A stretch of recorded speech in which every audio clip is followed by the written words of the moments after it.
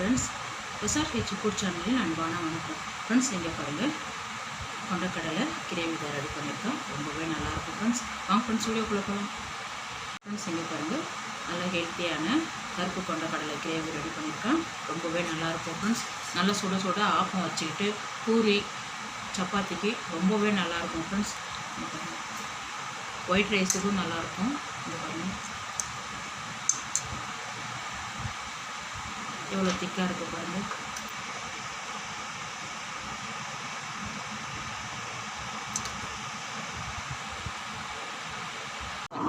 நான் ஒயிட் ரைஸுக்கு ரெடி பண்ணியிருக்கேன். சென்னா கிரேவி ஊற்றி சாப்பிட்றதுக்கு ஒயிட் ரைஸுக்கு ரொம்ப நல்லாயிருக்கும். இங்கே பாருங்கள், சைட் டிஷ்ஷாக அப்பளம் வச்சுருக்கேன். சைட் டிஷ்ஷே தேவையில்லை, இந்த இருக்கிற சென்னாவே எடுத்து சாப்பிட்லாம். ரொம்பவே நல்லாயிருக்கும். எவ்வளோ திக்காக இருக்கும்.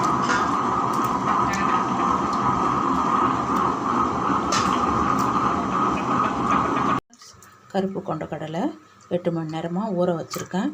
கடலை முழுகிற அளவுக்கு தண்ணி வச்சுக்கிட்டால் போதும். இந்த கடலைக்கு தகுந்த மாதிரி கல் உப்பு 8 மணி நேரம் ஊற வச்சு வாஷ் பண்ணிவிட்டு குக்கரில் அப்படியே சேர்த்துருக்கேன் பாருங்கள். ஒரு பிரியாணியில் குக்கர் அப்படியே மூடிடலாம். நல்லா ஒரு 5 விசில் வரட்டும். இங்கே பாருங்கள், பாத்திரம் வச்சுருக்கேன். 1 டீஸ்பூன் தனியா, 1/2 டீஸ்பூன், 1/2 டீஸ்பூன் சேர்த்துருக்கேன். மிளகு 1 டீஸ்பூன், ஜீரகம் 1 டீஸ்பூன். இது நல்லா வறுத்துடலாம்.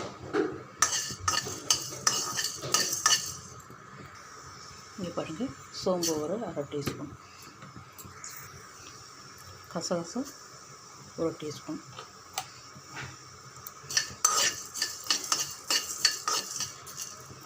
இங்கே பாருங்கள் கொஞ்சமாக வெள்ளை எள்ளு சேர்த்துருக்கேன். இந்த சூட்லேயே நல்லா வறுபட்டுடும். அதனால் ஸ்டவ் ஆஃப் பண்ணிவிடுங்க.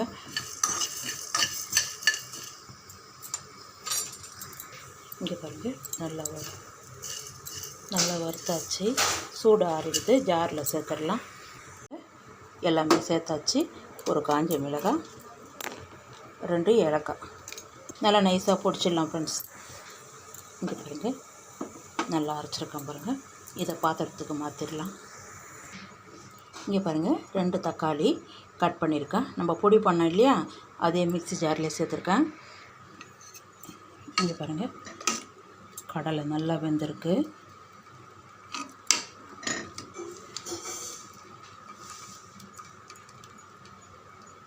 இதை அப்படியே கொஞ்சமாக சேர்த்து,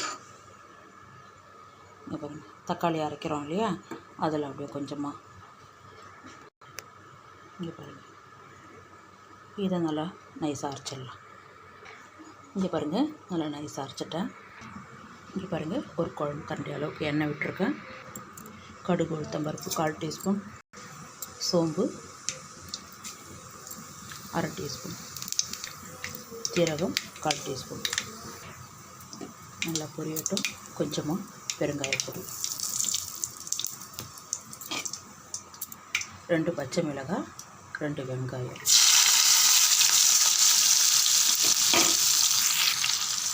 கொஞ்சமாக கருவேப்பிலை, பாதி அளவுக்கு வதங்கட்டும். இது பாருங்கள், இந்த அளவுக்கு வதங்கினா போதும். இஞ்சி பூண்டு பேஸ்ட்டு 1 டீஸ்பூன்,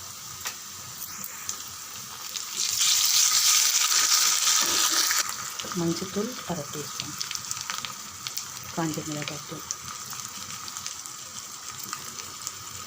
2 டீஸ்பூன். மிளகு சேர்த்துருக்கோம், காரம் பார்த்துக்குங்க.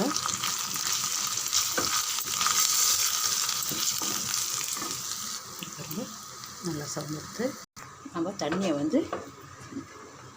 நிறுத்தி வச்சுருக்கேன். இந்த சென்னாவை அப்படியே வதக்கி இருக்கிற மசாலா கூட சேர்த்துருங்க. எல்லாம் கடலையும் சேர்த்துட்டாங்க.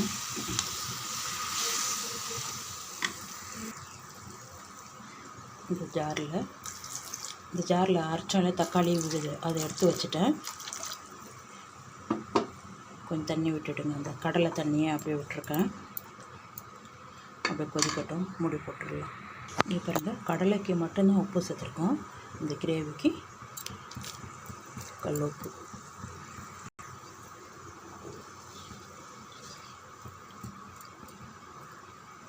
சேர்த்து நல்லா கலந்தாச்சு. அப்படியே மூடி வச்சிடலாம். ஒரு 5 நிமிஷம் கொதிக்கட்டும்.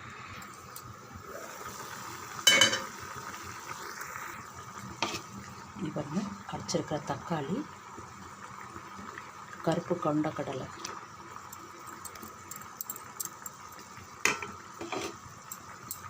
அப்படியே நல்லா கலந்து விடுங்க.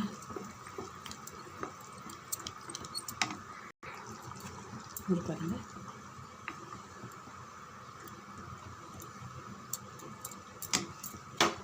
இந்த டைமில் நம்ம பொடி பண்ண பொடியை அப்படியே சேர்த்துருங்க.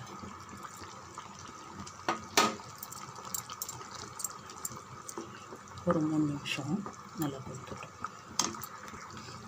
இங்கே பாருங்கள், ரெடி ஆகிடுது. உப்பு இருக்கான்னு செக் பண்ணிக்கோங்க. கொஞ்சமாக மல்லி இலை சேர்த்து கலந்து விட்டுங்க. இங்கே பாருங்கள் ஃப்ரெண்ட்ஸ், சூப்பரான கொண்டக்கடலை கிரேவி ரெடியாக இருக்குது.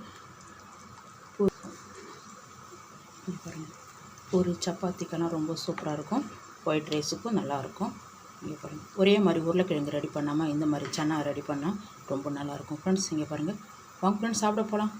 சூடு ஆறிடுச்சுனா நல்லா திக்காக இருக்கும்.